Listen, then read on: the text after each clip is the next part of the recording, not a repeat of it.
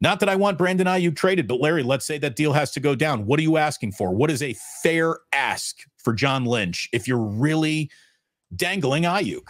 Yeah, I mean that's the ultimate question. What is the fair price, and who's coming knocking now? There's Kansas City needs a wide receiver. I mean, they're going to get a wide receiver this offseason.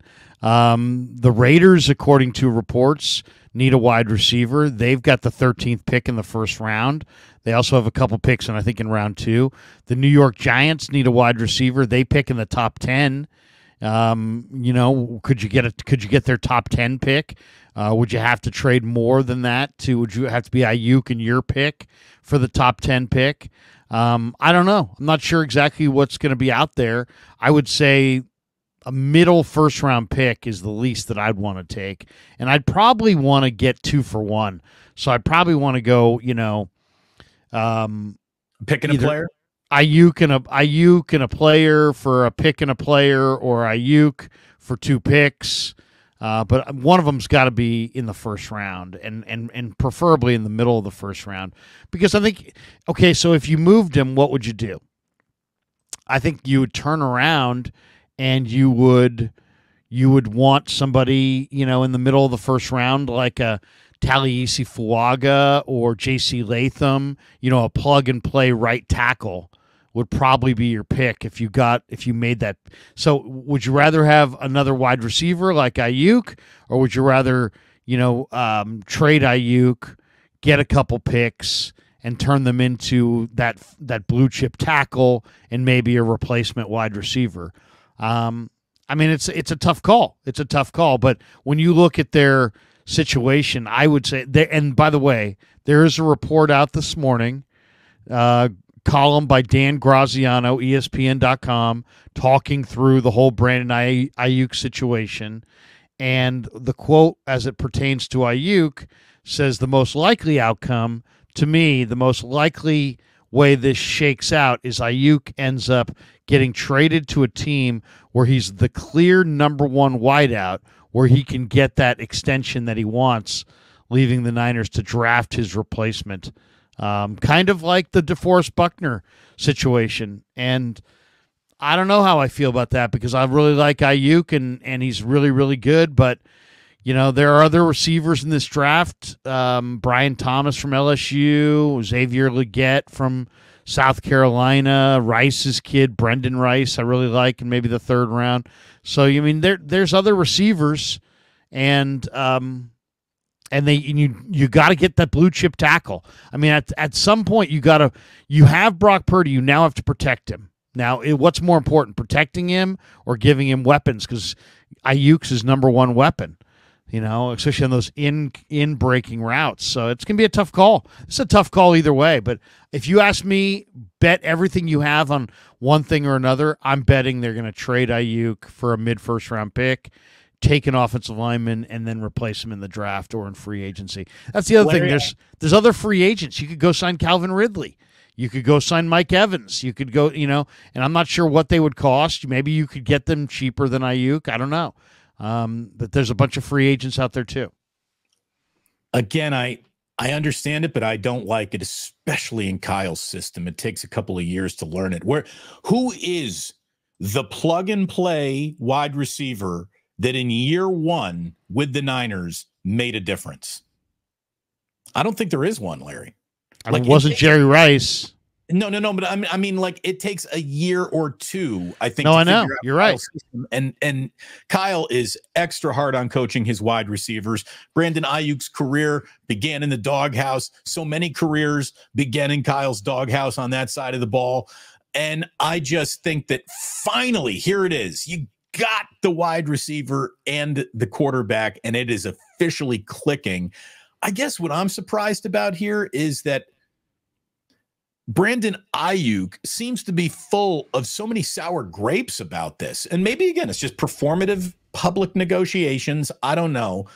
But I'm surprised that Brandon Aiyuk isn't approaching this from let's figure out a way to keep this going, not so much all right, if, maybe it's time for me to move on. It just feels a little funny and strange. And maybe this is Kyle wearing out his welcome with players a little bit. We know that Debo came very close to this when he was looking at his free agency. He had problems with the way that Kyle was looking at him and wanted to use him.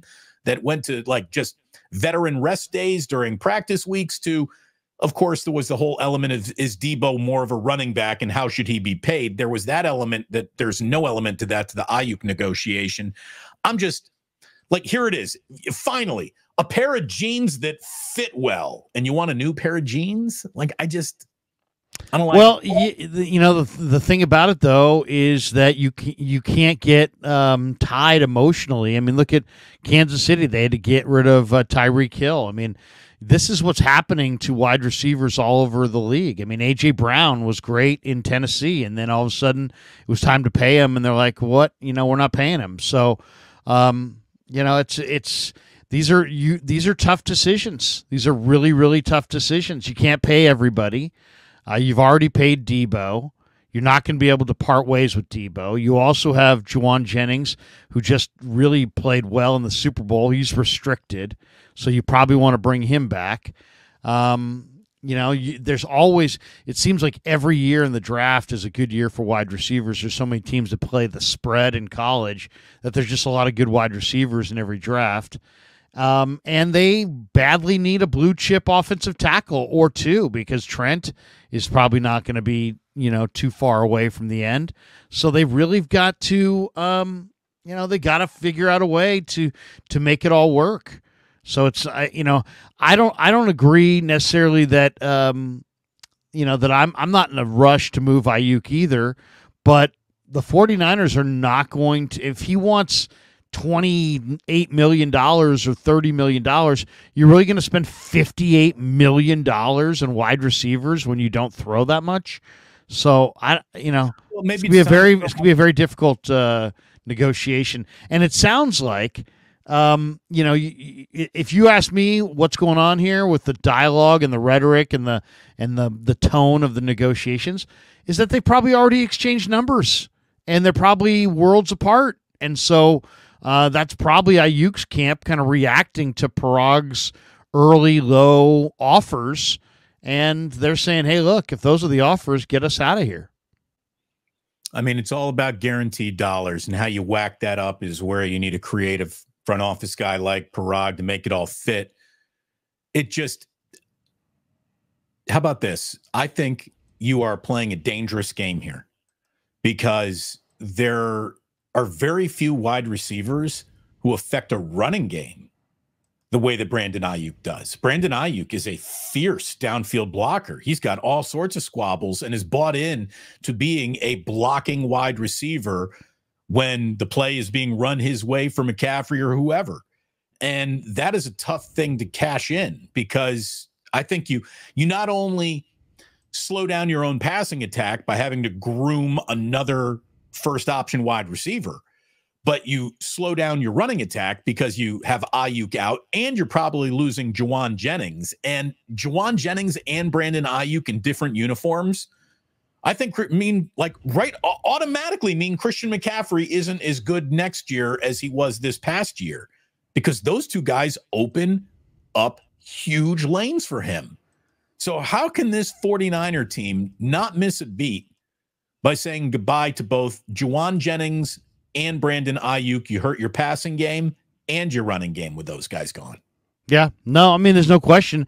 But once again, I mean, you can't pay everybody, and you got to make really, really tough decisions.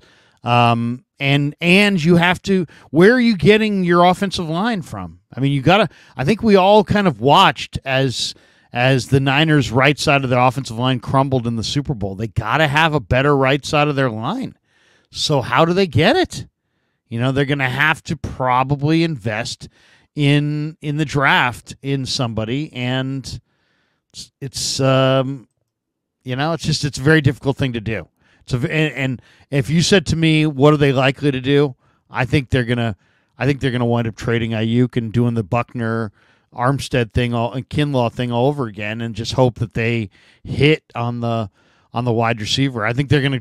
If you ask me what they're gonna do, I think they're going 2 for 1. I think they're going to go 2 for 1, and they're going to try to trade Aiyuk and replace him in the draft and use whatever draft capital they get in the middle of the first round on that much needed plug and play J.C. Latham, Taliesin Fuaga, that right tackle that starts from day one. It is a risk, though. There's no question, because what if you draft a receiver and he's like lots of receivers and he needs 3 years before you're ready? That's a real issue. So, right. Are you telling me Ronnie Bell is ready to go in year 2? I would say no. He better be. Danny Gray, and Danny Gray's been on the team for what, 13 years now? Hasn't played a game yet. Right. Danny Gray can't stay healthy. Ronnie Bell's kind of small. Chris Conley and Willie Snead are a little too old. But if you do look at the free agent market for wide receivers, there are some pretty good ones out there. I'll throw you a few names: Mike Evans, Calvin Ridley. Is Mike Evans seriously out there now, free agent wise? Yeah, Hollywood Brown, T. Higgins, Michael Pittman, Laviska Shenault, Chase Claypool. They're all free agents. So there may be, and it's a good free agent. It's a good draft for a wide receiver. So maybe they feel confident going that direction.